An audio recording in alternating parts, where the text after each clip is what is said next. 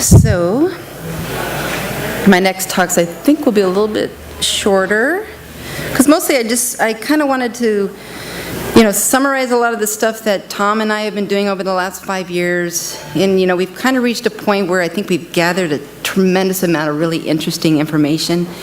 And now I'm kind of wondering how we move forward and implement everything we've learned into practices that are useful to you in improving management of soil-borne pathogens and nematodes. So again, I want to acknowledge my collaborators, Tom Walters, Jerry Weiland's going to be part of these efforts as we move forward, as well as Chris Benedict. And our funding sources, we did get a Washington Specialty Crop Block Grant to fund this, as well as Washington Raspberry Commission money. All right, again, so the outline, why should you care? And who are we talking about? So my last talk was on Phytophthora rubi. In this talk, I'm going to introduce a few more additional organisms to think about. Just briefly show you the life cycles and kind of point out some commonalities that we need to be aware of and when we're trying to manage these organisms. And then ideas to improve pre-plant nematode and pathogen management. So this is the same laundry list as I showed you before. Why should you care? Well, Jerry showed you from his survey this past year, soil-borne pathogens are very common in this production system, and we do know that they can cause damage. Again, soil fumigation is going to become more cumbersome. Repeated use of post-plant fungicides can lead to resistance. We have no proven post-plant nematicides available for use on bearing raspberry. I think that's an extremely important thing to remember. And then we have very few varieties available with resistance to these soil-borne organisms. So why should you care? I think, and you guys probably know this better than I, but, you go in and you spend $1,000 to $1,500 to fumigate a field, and you don't always get the results that you want, do you? I mean, fumigation, we all know fumigation will give you short-term control if it's used effectively, but long-term, more often than not, nematodes and root rot are going to resurge. And that's kind of shown here in this graph. These are nematode populations in 4 different red raspberry fields. This is from some of our Vidate work that Tom and I are doing. What happened here was that all of these fields were pre-plant fumigated in the fall, planted in the spring, and what we did is we went in and we either did not treat these plantings with Vidate, or we applied Vidate at 3 different times within that labeled period. So you can apply Vidate to non-bearing raspberry within 1 year of planting, correct? So our idea here was, well, in that short window of time, what would be the best time to apply Vidate? So we did that. We got some great results, which I'm not going to show here, but what we kept on seeing in 2 years of research was how quickly nematodes recolonize some of these fumigated plants, and you can really see that very clearly in field 4. This is less than 1 year after fumigation, and you already have nematode populations up around 1,000 nematodes per gram of root. And as a nematologist, I think that's pretty high. We kind of had a gradation of recolonization, but it can be significant. So kind of begged the question, well, why isn't soil fumigation working as well as it should be? So that's kind of one of the arguments for it. Who are the below-ground players besides nematodes and Phytophthora rubi? And Jerry showed some of this before. Verticillium might be a player. Rhizoctonia, Fusarium, and Pythium have also been reported. And that comes out of some work that Siva has done, as well as Jessica Gigot did. And Siva looked and saw that the frequency of Rhizoctonia, Fusarium, and oomycetes in raspberry fields in Canada. So that's what he showed there, with Rhizoctonia being the most common. Jessica, we looked at Phytophthora rubi and plant parasitic nematodes in raspberry plantings in Skagit and Whatcom counties. She found that most fields were positive for P. rubi, with the incidence of disease from 33 to 100%. And I found that most of these fields had nematodes as well. So there's some very hard evidence that these organisms are very common in these production systems. Moving on to life cycles, I'm going to show you 3, and really what I want you to focus in here is the commonalities. So the first one is for the plant parasitic nematodes. Phytolinchus penetrans, root lesion nematode. Nematodes go from an egg through juvenile stages to adult.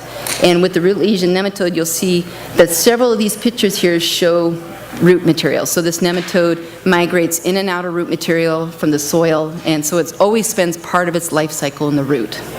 When you look at the life cycle for verticillium, again, you'll come down here and you'll see root material when this fungus goes through its life cycle. Part of its life cycle is spent in root material, okay? And this is the same life cycle I showed you in the last presentation, but same thing. I mentioned that when the zoospores germinate and move around in soil and reinfect a plant, that you can get hundreds of oospores that are created in the root material, all right? So I would argue that all these life cycles have something have a commonality, and that's that all of these organisms spend part of their life cycle in roots. And this is extremely important when you try to think about the efficacy of pre-plant management practices in this system. So, how can we improve pre-plant management? Kind of knowing the raspberry production system. Okay, we know that ground that you guys like to grow raspberry on is at a premium. And we know that you go in and you'll take a raspberry planting out after harvest in late July, early August, cut the canes off, and then you'll go in and you'll deep rip and mix up the soil. And what are you leaving behind in the field? Roots. You're leaving all those roots. Every single one of those roots are still sitting in there. And I would argue if you look at the life cycle and you're going to take a field out and at the most 2 months later fumigate, all those little organisms are still being protected in the root material. So how can we improve the efficacy knowing that we aren't waiting a long enough time to make these organisms move out of the root material? Working within that context, are there things that we can do to improve the management of these organisms? And I think Tom and he'll show more information, I think, about this later, is this idea of bed fumigation and really trying to improve the efficacy of fumigation and penetrate this root material and target the organisms that are inside it. And we have some pretty good data. I'm just going to show you data from one trial where we looked at bed fumigation tarped or non-tarped. That's blue versus red. The green is broadcast fumigation. And you can see that after 2 years post-fumigation, when we put a tarp on that bed fumigation, our nematode numbers are still extremely low after 2 years post-fumigation, and that's compared to a bed fumigation with no tarp or broadcast fumigation. Like I said before, fumigation is not going to solve your problem forever, but the longer we can kind of extend that protection, I think the better off we're going to be. And this is a slide that Tom and I have showed before, and essentially there's no production consequence to move into bed fumigation. We've seen that yields are comparable to what you see with broadcast fumigation. So that's one way that we can improve pre-plant management of soil-borne organisms, and that's with bed fumigation. And I would argue with a tarp if it's affordable. So if you're not able to, so that'd be a situation, that's like best case scenario if you can't move away from raspberry. If you're going to go in, take a raspberry planting out, fumigate 2 months later, I personally feel that bed fumigation is a good way to go. If you have more flexibility in your system and you're able to move away from raspberry for a little bit, I certainly think rotations and fallow periods are going to make organisms move out of that root material and make them more easy to target in the soil. So as I say, it will allow root material to decompose in the soil. There's a lot of different considerations you need to take with rotating and using cover crops. All of these organisms have extremely wide host ranges, so therefore weed management is of the utmost importance. If you select a cover crop, it might control nematodes, but it's not going to control verticillium, so these are the kind of things. It becomes a little more complex, but it's certainly an alternative that might make pre-plant management a little bit more easy or give you longer-term benefits. And just some ideas of some of the cover crops, potential candidates. This is some of the stuff that Tom Forge has looked at that might be considered. And I would argue we really don't have a lot of information for you guys as far as, kind of host status of some of these cover crops. If we have multiple organisms in soil, how will these work in those kind of situations? We are lacking on that a little bit. And then finally, the last idea I wanted to present it, and I've talked to some people about this is the idea of root removal, okay? So when you go into those fields, you're leaving behind that entire crown and all the roots that are associated with it. And if you look at the Telone label, there's this on it, and it says that you need to minimize the amount of plant material that's remaining in the soil when you fumigate. And you guys think about the fields that you fumigate with those large crowns that are still in there. That's not super conducive to getting maximum fumigant efficacy. I guess I've made all these kind of arguments already. I guess another point, not only harboring all these soil-borne organisms, all this root material, but it also creates what are called chimneys. So you'll have a piece of root material sticking up, and it will essentially allow your fumigant to escape that system. So that's just another consequence of leaving all that root material in the field. So I guess I ask you, is the idea of root removal a viable option for you guys? I mean, if you want to try to extend the benefits of pre-plant fumigation or extend the life of your plantings, is this something that you'd be willing to consider? And I know there's a lot of different variables associated with this cost. What are you going to do with all this material when you move it from a field? I can imagine it's a huge amount of material. How do we effectively remove root material from the field? That's something we need to deal with. And does it work? I mean, that's where, Jerry and I will come in and we'll see, is there an economic benefit to you removing all this material from the field? And are any of you interested in this idea? I guess as Tom and I have worked together, this seems to be a major limitation within this production system that we need to address in some way, shape, or form. So in conclusion, we all know broadcast fumigation does not provide long-term suppression of soil-borne pathogens and nematodes. As far as an alternative, bed fumigation is as effective, and with a tarp is more effective than broadcast fumigation in providing nematode control. And then finally, other options exist, but are they economically viable for you guys? I mean, are these things that you want to consider in the future and work together with these ideas? And with that, I'm done with my 2 talks. Thank you. Daryl.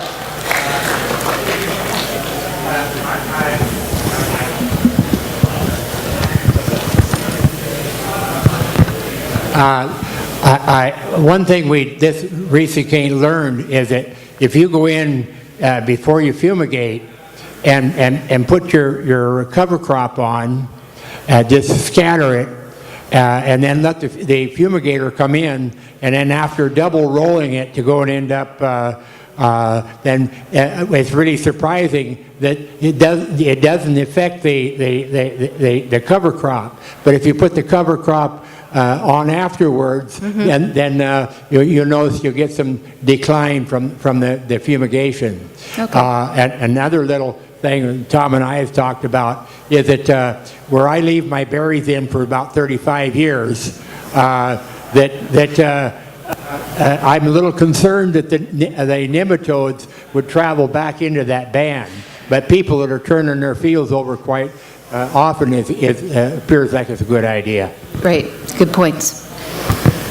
And that's something we've seen, with this bed fumigation idea, and Tom might show you some of the additional data. We took samples from the alleyways that weren't fumigated versus the beds that were, and we never saw any kind of recolonization consequence of either root rot or nematodes in these bed fumigated systems. One other thing that some of the chemical people were talking about, by going to and Tom mentioned it too, by going to their row-type fumigation, cuts down the amount of material that we're end up using, which maybe allow us to go a little longer in our form of fumigation. Yep.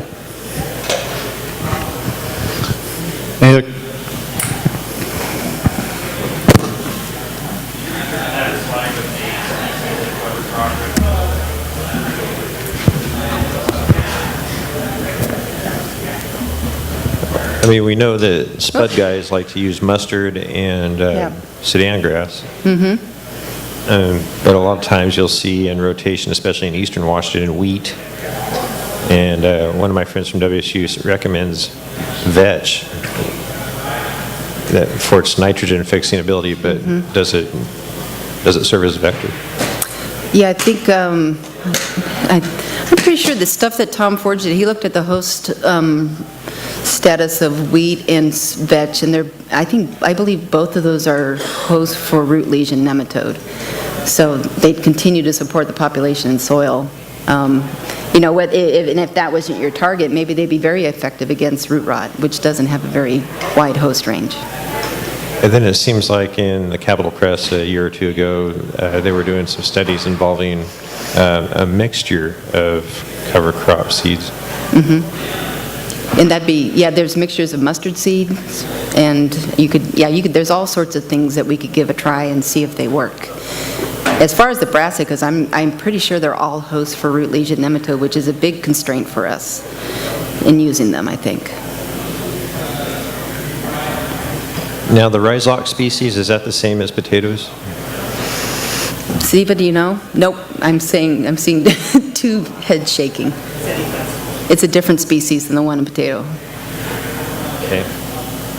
And then can you see visible damage from some of these in the root, like lesions? Yeah, you can see, you'll see lesions from root lesion nematode migration in the roots. I mean, root rot, you won't see any roots. That's a pretty good symptom. As far as the other ones, Siva, with some of the stuff you've done with rhizoctonia, what kind of symptoms do you see? Sorry to put you on the spot. Yeah, it's kind of hard to say. If you look at the roots infected with either lesions or root rot pathogens, it's hard to say sometimes which causes by looking at the symptoms itself. But simply you can do some further testing, PCR or isolation. That's probably the best way to go. But at least probably in the early stages you can catch the differences, but as the disease progress or nematode infection lesions progress, it's very difficult to get them. Yeah. All right, thank you very much. Thanks, Inga.